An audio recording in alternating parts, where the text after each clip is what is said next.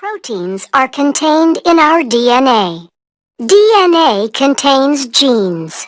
A gene is a continuous string of nucleotides containing a region that codes for an RNA molecule. This region begins with a promoter and ends in a terminator. Genes also contain regulatory sequences that can be found near the promoter or at a more distant location. The motor region of the gene functions as a recognition site for RNA polymerase to bind. This is where the majority of gene expression is controlled, by either permitting or blocking access to this site by the RNA polymerase. Binding causes the DNA double helix to unwind and open. Then during elongation, the RNA polymerase slides along the template DNA strand. As the complementary bases pair up, the RNA polymerase links nucleotides to the 3' end of the growing RNA molecule.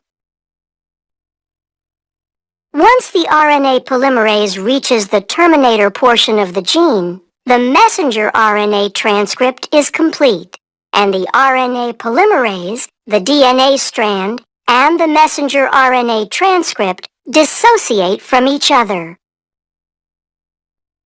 The strand of messenger RNA that is made during transcription includes regions called exons that code for a protein, and non-coding sections called introns. In order for the messenger RNA to be used in translation, the non-coding introns need to be removed, and modifications such as a 5' cap and a 3' poly A tail are added. This process is called intron splicing and is performed by a complex made up of proteins and RNA called a spliceosome. This complex removes the intron segments and joins the adjacent exons to produce a mature messenger RNA strand that can leave the nucleus through a nuclear pore and enter the cytoplasm to begin translation. How is the information in the mature messenger RNA strand translated into a protein? The nitrogenous bases are grouped into 3 letter codes called codons. The genetic code includes 64 codons.